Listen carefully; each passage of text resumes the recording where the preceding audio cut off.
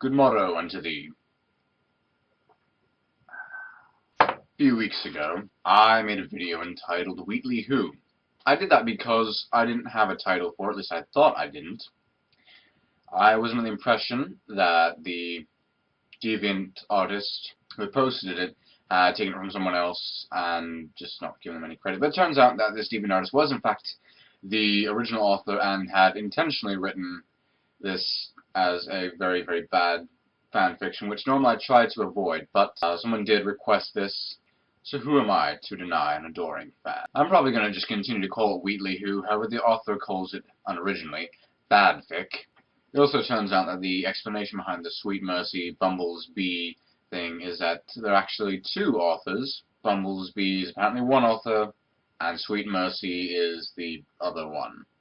So, part 2. Sweet Mercy. Whoa, this is like a rumbler!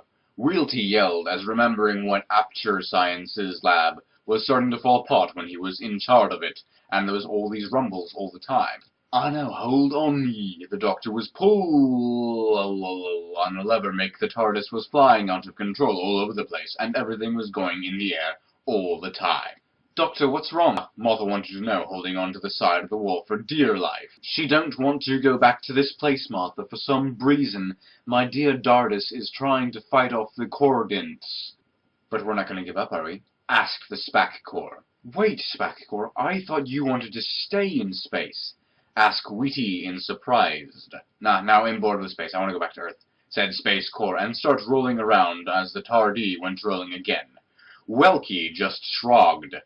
Well, if round robots can shrug, that is. Just then, the doctor said, hang in, and the Huckle ship suddenly came to a huge stop. Everything was quiet at first. Then, Space Corps was jump up and say, are we at Earth now? Are we at Earth? Hey, I know, 80. Want to go to Earth? Oh, for goodness sake, please just stop for a minuet, said Martha, while holding her head while she was having a headache. Mostly because he bumped her head on the wall, but also because of Space Corps never stopping. Are we there? Axe Welky is curiously to the doctor. Well, said the Dickort as looking out the commuter screen. I don't think we're in space anymore. Martha rubbed her head that was bleed a bit from where she hit it earlier on the wall. Doctor, can't you see anything on the monitor? She asked him, but the doctor just shook his head. No, it's too dark to see a thing. Going to have to just open the door and take a look. Martha nodded, and since she was quite close to the door, she was the one who walked forward and opened it. Outside, she saw only the dark, and she took a few steps outside. When she walked, her feet made a sound that made her think she was in a big room, but she can't see the walls. Hello? She asked into the dark room, and her voice made only an echo. Is there anyone here? She asked, but then, suddenly, there was a big voice in the dark. Oh, it's you, said the voice, and then suddenly, before she could scream, a big metal claw came down from the ceiling and grabbed her from the back of her jacket. Hey! Shouted Martha as the claw took her into the air. Who's in charge here?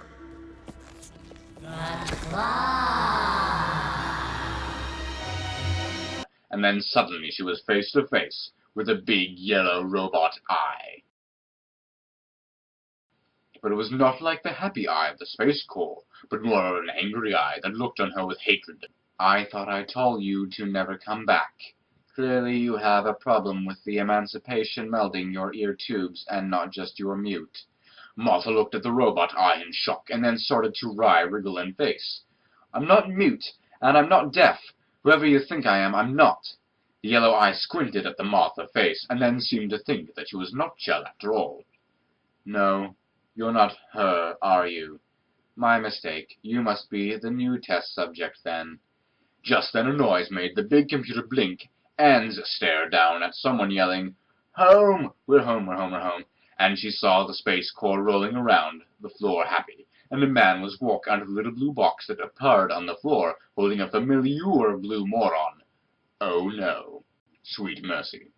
Now it was the doctor's turn to get picked up by the claw. The claw is our master. Claw chooses who will go and who will stay. This is ludicrous. Oi, get oof, he said, and hold tighter to Wheatley as going up. Oh, Wheatley said, nervous. You, why did you come back here? Asked the big robot yellow black white face. Was that racist? Okay, well, you say GLaDOS. Well, it began, but it got cut off by the big one. You must really love to test. Well, there's no tie like the present, and she began to move all the claws over to the tip of the garbage chute, and was about to throw them inside, when suddenly the dog tore shoated. Just hang on a tick, just a tick, a tick. He held up his fingers in frantic while holding nervous Welty. Gladys stopped for a moment. Well? We are just travelers. We came here to find a woman named Chell, but we want to go. Do you know who she is and where she is? Oh, so you came to look for her, huh? The big robot sounded kind of angry, but also smiling a little inside. Well, too bad, because she got out of here long time ago, and now you have replaced her for me. See you soon. And with that, she groped Martha and the doctor and Wellit, and also annoying Space Corps down the tunnel screaming, "No!" Especially Wheatley, because he knew what comes next. Well, now, Fingali have some interestingly around here for a change. She thought GLaDOS with smugly. Fumbles B. Everyone screamed as Belle fell down the long chute. Suddenly they all piled out of the bottom and landed in a small glass room in a heap. Martha was on the bottom again, and had to grunt when the doctor and Correds all landed on her this time. She was get hurt a lot in this adventure. "Get off!" she yells, and then the doctor and the two robots all rolled off her, and the doctor was using the sonic screwdriver to point out all the owls. There seems to be no way out of here. No door or anything. Suddenly, some 2 orange jumpsuits and some boots came down the chute and landed on the Space Corps.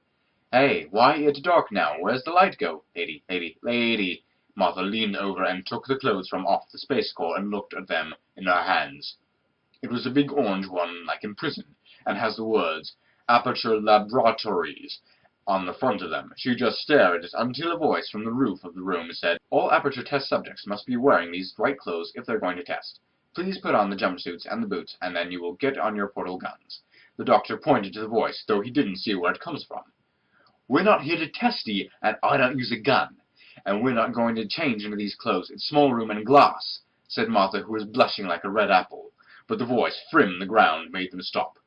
"We should probably do what she says, or she may just drop us in the incinerator this time," said Wheatley, who was scared but mostly sad that this was happening all again. It was just like before when he had to help his Chell escape, but only made it all worse by ending her up running test for GLaDOS and then later him. He didn't want it the same to happen to Doctor and the Martha, as they helped save him from space, and then even tried to help him find Chell again. But he would have to find a way to make it different this time. Martha was looking like she was going to explode with berries, and she was bad enough that this was happening all, but she did not want to change with the Doctor and Robot Eyes in the same place. But then the voice came again and said, "The little moron is right. If you don't get ready for test subjects, then I don't tell you all, and I'll put you in the fire pit." So looking at the different ways Martha and the doctor put in the jumpsuits, which mostly went over their clothes anyway, but when Martha turned round, she had it off. The sock drawer had put his big coat on over the jumpsuit and looked a silly sight, especially in the boots that looked like girls' high-heel boots. Suddenly the boys said, "Deploying patrol in 3, 2, 1. Sweet mercy. Meanwhile, Chell was in a dark place, all alone too. She found herself stuck in a dark little cell, with Anki walls, with no windows or anything. "Come on, Chell, old girl," she thought to herself. "We got out of worse scraps than this one." But then Sarah remembered that she didn't has the portal gun anymore, and then sloomed to the floor with a groan. How did she end up in this place, anywhere? The last thing she remembered was sitting in the wheat field that she named Welly Wetfield after him, and sitting with her companion cube under the dark starry sky, and she was look up at the moon and thinking about him. "Oh, why didn't I grab him?" she said now with tears. "I know he was meant to me, and he said he wanted to kill me, but I know it was really just the bogie of GLaDOS that was making him crazy and killing things. I mean, even Gladio started to act like a little friend after a little while away from that thing." She sobbed. Now she was Miss the Black One in the lab, and everybody the way it used to be. Sure, she was dangerous, but then again, life was dangerous. But at least there had to be her friend with her. Now he's just out in space with Nas Ware. Oh, why did I never speak to him and tell him how much I... Suddenly the door of the cell was slam open. Chell gasped and surprised at the big noise, and was blinking in the new light. "Ah, Lady Chell, the man said with a grin. "It's time for your job to do." "Wow, this is fun," said the Space Corps as he hanging from the tied-up sleeve of Martha's top of the jumpsuit that was hanging from her waist. "No, it's not," Martha said as holding on for dear life from the top railing and too scared for to let go into the port rail at the bottom of the pit. "Come on, Martha," said the doctor from his place at the doorway ledge, as he and Wheatley already make it there already and wait. "Just pretend it's the TARDIS and jump in." "But the TARDIS is never like this," screamed Martha in anger. "Oh, it's not so bad," came Wilfley's voice from the doctor, even though he was more scared than her when the doctor jumped with him. "Just use your boots." "You know," came the big voice of Glanos, "I'm getting pretty tired of you taking so much time to do the tests. Maybe I should start to make the room get smaller on you," she said, and there was a bumble and the room started to get lower. "No, that's okay," Martha yelled and scrambled and lost her grip on the railing and fall into the portal. "Yay!" yelled the Space Corps. "We're on Earth Core now." And then they came out of the slanted place, and then shoot them right back the doctor and Wally. "Oof," they all say, as Martha and Earth Core hit them onto the floor in a pile. Good work, Math," said the doctor, and jumped up again, and with helping her get up too. "Now it's time to get through the open door." "It's about time," said Glad. Bumbles B. Chell walked with the man who brought her out of the cell, and wondered why they were not going. She's been crying before, but now her eyes were hard, and she was determined not to cry, and be weak in front of the guys who kidnapped her. She was strong, and was just walking with her head up and mouth on a frown. Finally, they came out of the long dark room and entered the room where the man had been sitting in the dark last time. He looked up from his seat and stared, walking to Chell, and with a big smile on his face.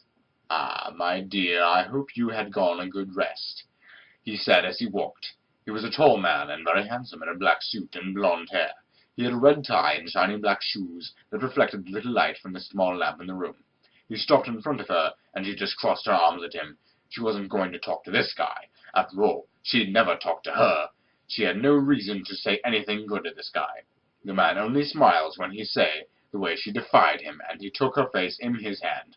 Now, don't you know it's rude to not talk? I have a important job for you, girl, and when you do it, you will get a very big reward." Chell shook her head free and only glared at the man, as raising an eyebrow in questions. He motioned over to a TV screen, and it came on with a picture of a blue phone booth that she did not recognize. "This is the TARDIS," said the man. "It is a very important piece of technology, and I need you to get it for me." Chell frowned. This was not what she had been thinking she was going to be asked to do, but then the man kept talking, and it made a bit more sense. "The box is right now in the computer room of Aperture Science. With her, you are the only person to have ever escaped from the labs with your life. Get down there and bring the box back from me, and you'll have what you always dreamed of." But Chell was looking at the guy like he was crazy. The last time she only just barely made out of there alive, and Gladys would definitely jill her if she went back again.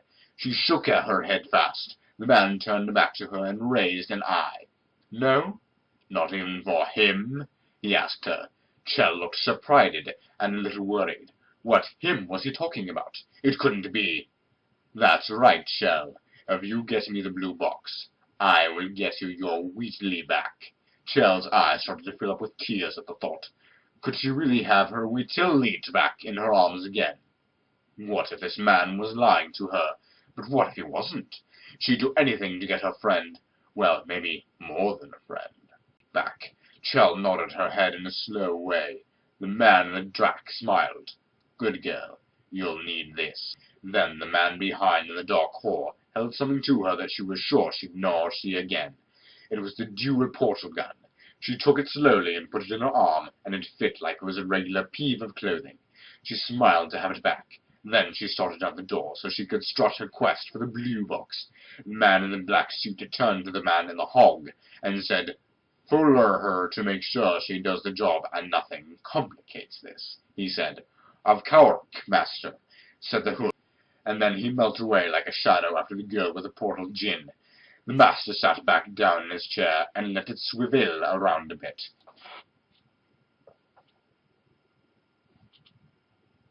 It would have been fun to capture the Doctor and Martha girl after what they'd done to his plan after Utopia, and he'd be sure to get his revenge. But right now, he would settle for taking the Rackus again, and maybe let the Doctor and Martha die in the aperture.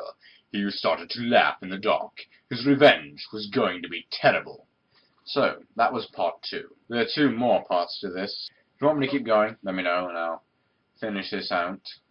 I'm the only one a little bit weirded out by the fact that they're trying to make Chell and Wheatley have a romantic relationship. I mean, he did go completely power insane and try to kill her. What's more romantic than that? Anyway, and if you know of any fanfiction that you'd like me to read, send it my way. I'll take a look at it. Maybe I should write my own fanfiction to continue this and try and fix things.